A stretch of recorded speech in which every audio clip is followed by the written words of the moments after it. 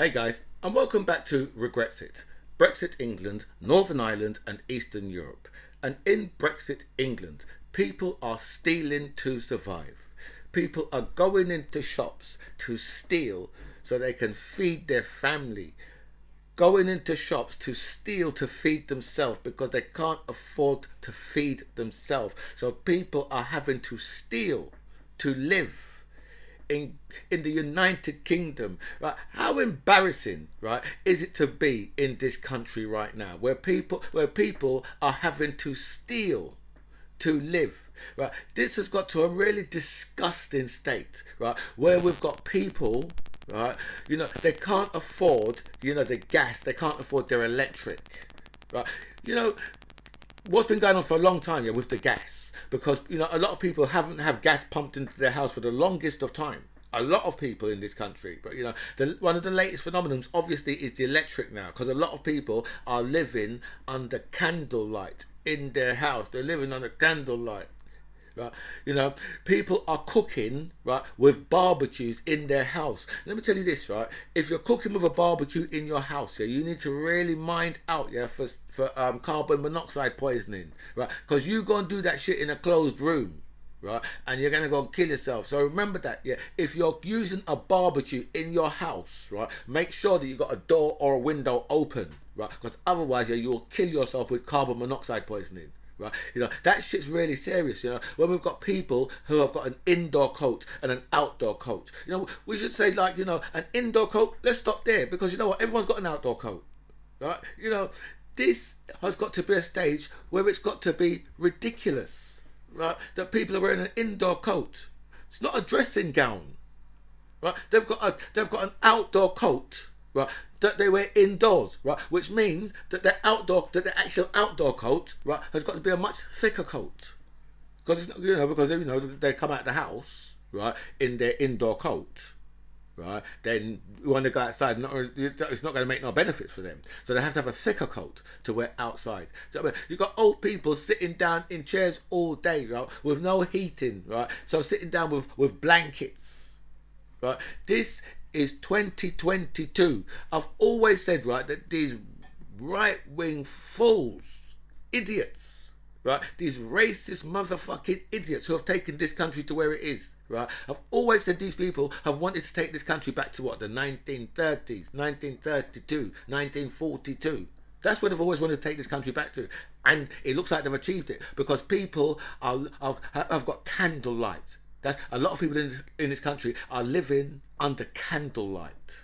Okay, that is how bad things have got in this country. That's why people are out there, right, having to steal to live. In the United Kingdom in 2022, people are having to go out there and thief to live. And welcome back to By Any Means Necessary. Thank you so much for all your messages you sent me, and a special thanks here to everybody who signed up to my channel. I feel so blessed with so much people that have signed up, so thank you so much for that. I'll go through all your messages, I'll answer as many as I can, but I will like all your messages for definite. So we're going to start in America with this Kimberly Guilfoyle, who is Donald Trump Jr.'s girlfriend, right? And obviously, the 6th of January committee. Obviously, they're having the open talks at the moment about the insurrection, the coup, right, that Donald Trump attempted, right, on the USA, right, to try and keep himself in power after his ass had been voted out. I can just imagine the Donald Trump supporters now saying, "Oh, here he goes again. Oh, what are you doing about?" Right, there was clearly, right, voter fraud, clearly. Even though they went through, I think, 60 cases, right, in the courts, and I think Donald Trump come up trumps in one case, right, and that was the one he came up trumps, right, was because the people who observed the elections, the count, right, they wasn't allowed to get a bit closer. So the judge said, well, I'm finding on for Donald Trump on this one, right? Those people should be allowed to get closer to, so that they can see what's going on, right? But that's the only way he actually won, right? Out of 60, so you lost 59 cases. 59 cases, right? So you're telling me, right, that out of 59 cases, right, some of these judges he appointed. Some of these judges are Trump supporters, right? But you know, a lot of times, yeah, when it comes down to the law, right, a lot of judges cannot actually be corrupted when it comes down to the law. Now, don't get me wrong, there are judges out there who are as corrupt as hell, right? But when it comes down to the law, a lot of judges can't really be corrupted. Right. So you know, and they have to work off the law because you know everything they do, they can be judged by the supreme by a higher court with everything they do. So if they're making those type of mistakes, right, you know, and they get judged by a higher court, then obviously they've got questions to answer, right? So these judges, right, so 59 cases. Right, and you know there was no hint of voter fraud, and so much different people have said this as well. But I've just gone off on this, right, and I shouldn't have, right, because we were speaking about Kimberly, right, who is Don Jr.'s girlfriend, right, and this woman, right, done a 3-minute speech, right, to introduce Don Jr. to do his speech on the 6th of January, and she was paid $60,000 for the 3-minute speech out of the campaign money. Right, the money, right, that people, right, you know, I always say, right, that the Trump supporters are stupid people. These are very, very stupid individuals, right, because these are people who will take a $5, right, and send it, right, to a billionaire. Let me tell you this, right, if I send £5 to a billionaire, his ass better be sending me something for that. Okay? His ass better be sending me something from Amazon for that. Right? Because I just send £5 to Jeff Bezos all the time. But then the day after I get a little knock on my door and someone comes around and hands me a parcel. Right? They don't go, right, and hand it to a girl to make a speech for 3 minutes to introduce her boyfriend and gets $60,000. It just shows you the level of stupidity that the Trump supporters have, because all those the yeehaws and all that's there cheering him and all that, right? And then he's there paying this woman 60 for a 3 minutes speech to introduce her boyfriend, right? And he's paid her out of the money that's been like donations. This is, you know, seriously. That money is supposed to be going to different funds. It's supposed to be going to some court business or whatever. Do you know what I mean? But right, this is how stupid, right? Because you see, the thing is, yeah, racism does something stupid to your brain. It makes your brains very soft, right? And you know, if you was to go into someone's brain who's racist, yeah, you'd probably just hear like probably a distant noise, because there's so much gap in between the skull and the brain, right? So you just probably hear it. It's just be like a distant. There's a ting from a distance, a far distance. If you actually got into their brains, because their brain is going to be very, very small, right? So you know, it's just surrounded by, you know, the juice, right, and then the skull. Right, but you know, seriously, these people, for them to be taking their $5, and a lot of these are old people, taking their small money and sending it to this man so that he can just say, you know what, yeah, don't worry, man, just give my money to my son, go straight, because that's Don Jr.'s, you know, girlfriend. They obviously live together. They've obviously got home together, you know. So we could say, well, you know, what, you know, the 60 grand would probably be 30, you know, to go 30-30. No, seriously, man. Do you know what I mean? I don't understand the right-wing mind, because all they do, yeah, is they manipulate you because they know that you people are really stupid. England was battered 4-0 by Hungary last night, right? In a game that they should be completely ashamed of, right? And you know, the last time England was thrashed that amount, yeah, would have been around 93, 94, 95 years ago, somewhere around that. Right? I'm going for those 3 numbers. Must be somewhere around that. right, it would have been, right. So what were we going back to? What, the 1920s, I suppose, right?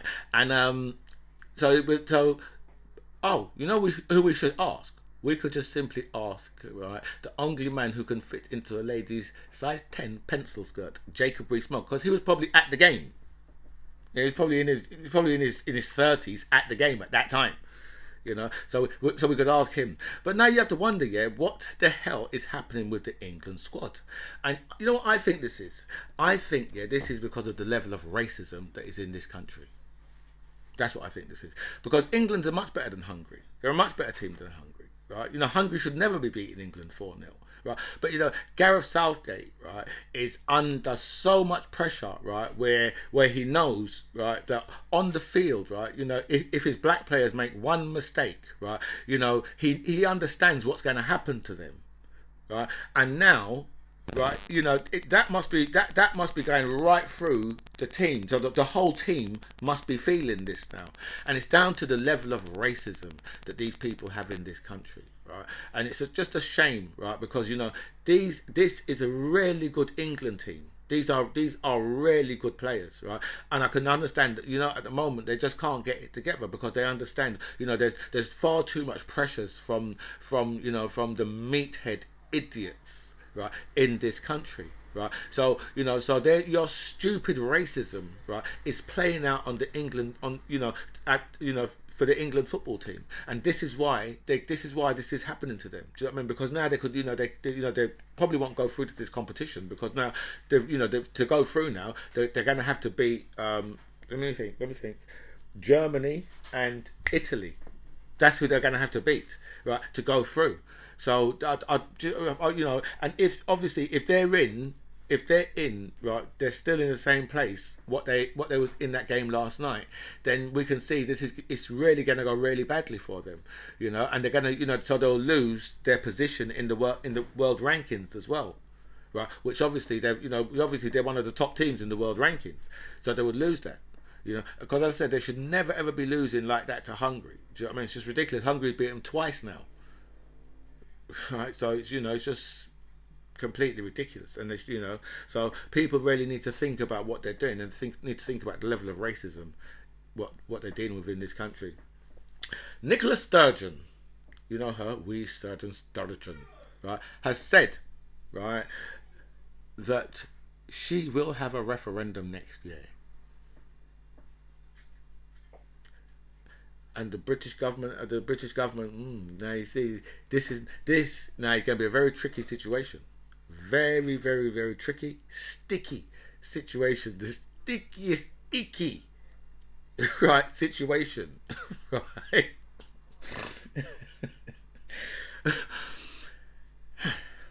Right, but it's going to be a really, really, really dense situation, right, because she needs permission from Westminster to have a referendum, right? And Nicola Sturgeon has cited Boris Johnson as one of the reasons as to why the Scottish people want a referendum. And as I always tell you, right, the Scots, right, our closest brothers, and the Welsh and the Irish, our closest brothers, right?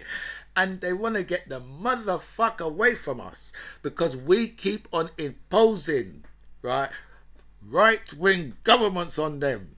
Right? And this one that we've imposed on them, they're really pissed with this one, right, because this one has dragged them kicking and screaming out of the EU, right, when the Scots was told, well, the only way of staying in the EU is to stay in the United Kingdom. And they say, well, no. Stay in Britain, because if they leave, they'll still be United Kingdom, won't they? They'll no longer be British, right? So you know, the Scots is like, you know what, you people is too racist for us, all right? And we don't want to be with you, right? You're like that brother, right, who joined the EDL. That's how the Scots is coming across. You know what I mean? So they're just looking right now. Yeah, they're just looking for like a referendum, right? And I think I'm not sure whether or not Nicola Sturgeon would win the referendum. Do you know what I mean? But you know, I think the percentage would be slightly higher this time, if anything. you know. And obviously she's I think that she probably only got one chance at it, you know. I mean, she's only getting this chance because of Brexit. That's the only reason why Nicola Sturgeon is getting this. Well, she hasn't. Well, you know, the UK government haven't said that she can do it. And remember what happened in Spain, in Catalonia, right, where all of those politicians was locked the motherfucker up, right, and some of them even had to flee, right, to get the hell away, right. But they was all locked the hell up because they had a referendum, and the Spanish was just like, you can't do that, you can't do that. One of the Basque regions, isn't it? I can't remember where it was, but anyway, right? But the Spanish just said, no. That's what the Spanish government said, and they threw them all in prison. I think one of them ran off, probably to Switzerland or something like that. But I'm sure one of them did run off, right? But I'm sure they even got that one back as well, right? So I wouldn't like to see Nicola Sturgeon end up in prison. I really wouldn't want to see that at all. Do you know what I mean? And that would be like, but obviously, if you know, we would have to see anyway. We would have to see. Do you know what I mean? How it goes. But you know, they could have a referendum next year. You know, if you know, obviously Boris Johnson's never going to agree to it because, you know, Boris Johnson. Well, let's just stop it there. Boris Johnson's never ever going to agree to it. It'd be stupid to. All the leading bishops have come out against the Rwanda plan and said this plan is immoral, it's disgusting, it's a filthy thing to do to people. That's what all the bishops have said. Right? And the government has said, you people need to stay out of politics. And most of the bishops have said, well, you know, we're in the House of Lords, right?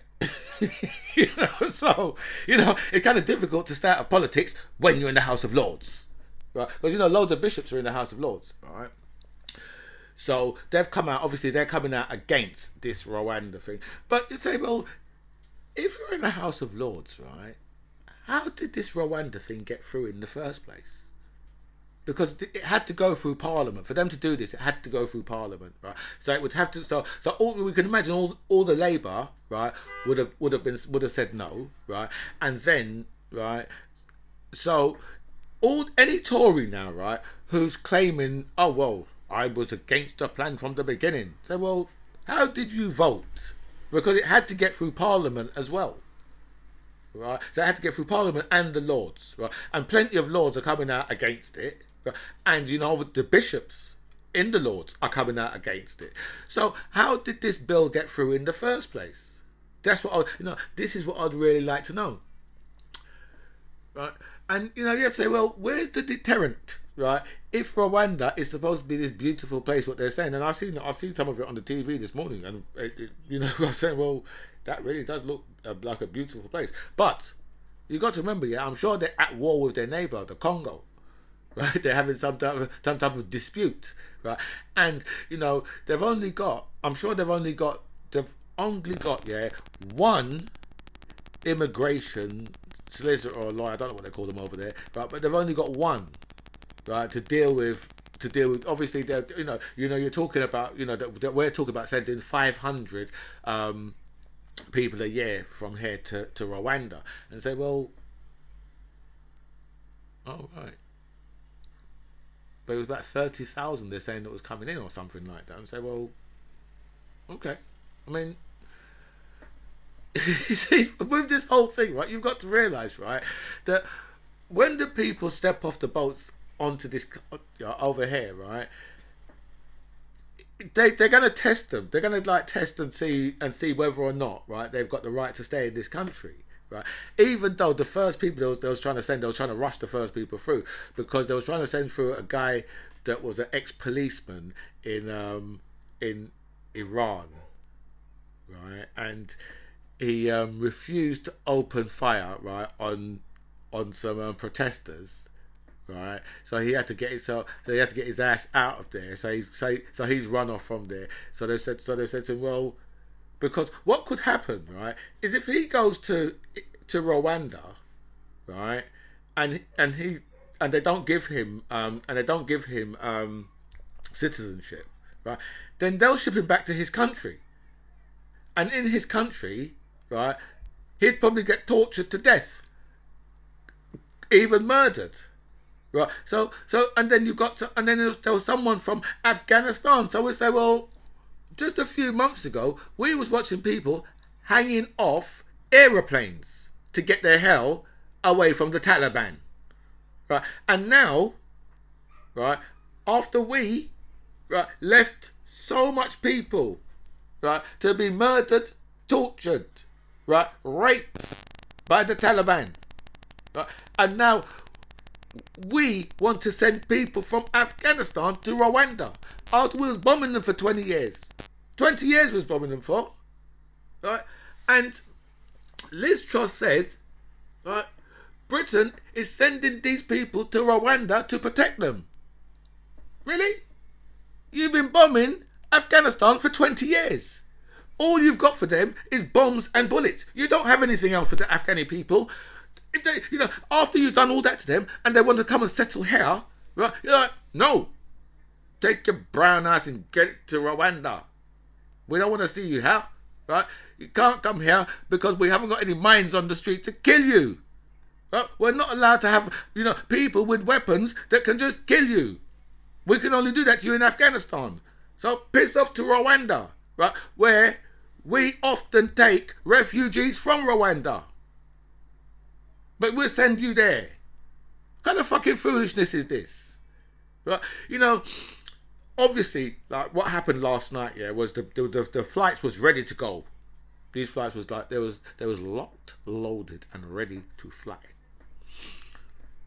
But the European Court of Human Rights stepped in and said, listen, your British Supreme Court are a bunch of fucking racists. Right, and those people, right, are still reading books, right, that was from the days of the institutional racism. You know, the 30 years, right, what they had when they had, you know, where they had policies designed against people who look like. Those are the rules what these people are still in their courts over, right? So now, right, you've had, like, you know, decent people have a look at this whole situation and say, no. Wait, that shit can't go on. You can't be doing that, because the judge, you know, the judges over there said, well, okay, you take them over there, right, and you process them, right, and if they've got a right to be in Britain, you haven't got anything, you haven't got no mechanism to bring them back. You've said that you're not going to bring them back. So the judges said on that basis, no, you can't take them on that basis. Right. So the you imagine, right, that the European Court of Human Rights, they've probably got a lot of different things, right, that they can come up with, right, which is why Boris Johnson now, right, wants to leave the European Court of Human Rights, because you know what, all these Brexit fools, right, they're so stupid, right, and uneducated, and the poorly educated, and they have no education, because none of them realise, yeah, that the European Court of Human Rights, right, has got nothing to do with the EU. Nothing at all. Right? Only 2 countries in the whole of Europe is not in the European Court of Human Rights. I'll give you a minute to guess who they are. Okay, it's Belarus and Russia. They're the only 2. I've looked it up this morning. I had to read some shit. But I've looked it up to find out. Right? The European Court of Human Rights was started by motherfucking Winston Churchill. This fucking fool Boris Johnson believes he's a reincarnation of Winston Churchill. Winston Churchill has just turned in his grave, right? And he's just metaphorically punched me, right, in the face with his skeleton hand, right? Because he's saying, you know what, yeah, that fool, that clown, that idiot is nothing like me. That's what Winston Churchill's doing right now.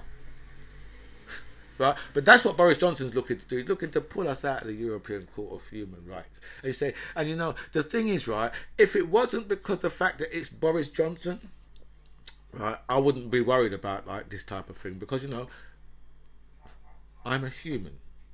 And the difference is, yeah, between me, right, and, you know, and Caucasians is I'm a black human.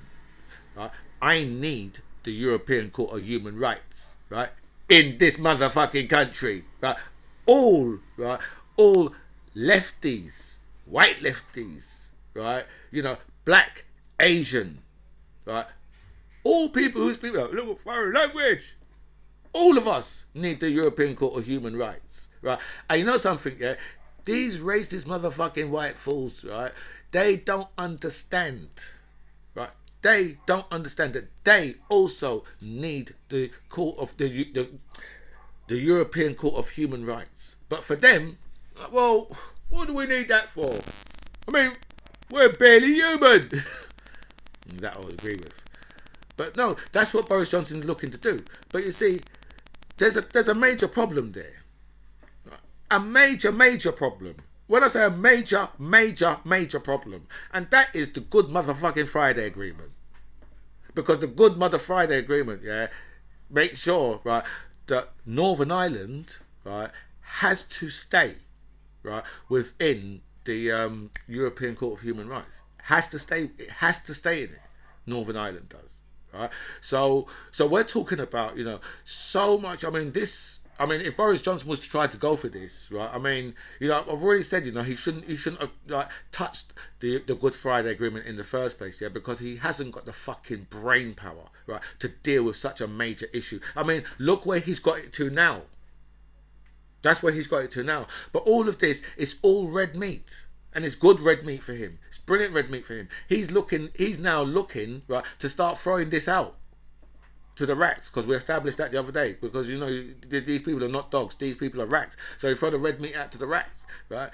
And, you know, they're going to lap this up, because every single one of them, I've heard them already, right, talking about, oh, you know, the EU. Say it's nothing to do with the EU, you know, but they don't understand that, right? And if our Supreme Court, right, wasn't so fucking racist, right, then this wouldn't, you know, our Supreme Court, it shouldn't have had to go to the European Court of Human Rights. This shouldn't have had to go that far, right? Because our courts, right, would have known what they've known, so they could have made the same judgments. But they're making a political judgment, right? Because they're a bunch of racist motherfuckers from a racist institution.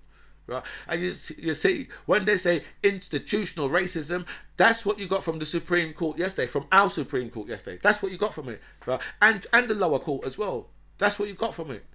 Right? You got institutional racism. Right? It's built into the fabric. It's built into the fabric of virtually everything in this country. Everything is just built into the fabric, right? And you know, no matter what, I don't think there's anything that can be done about that, to be honest.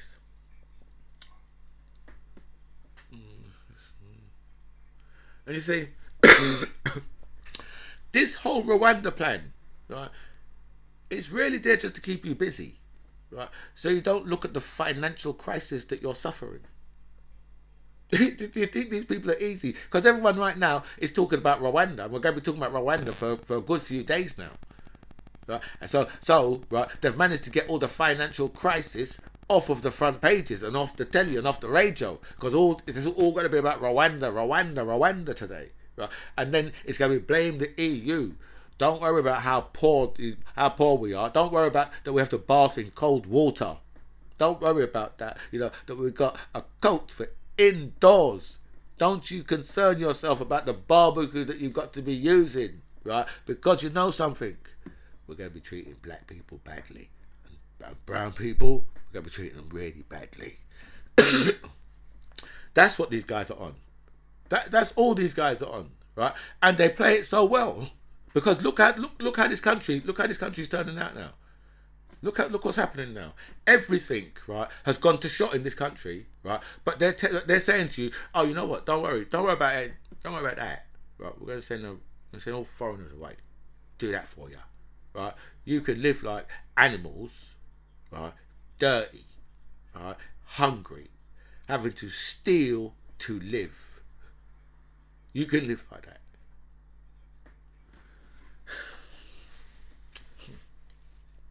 Once again, Shamima Begum wants to come back to this country.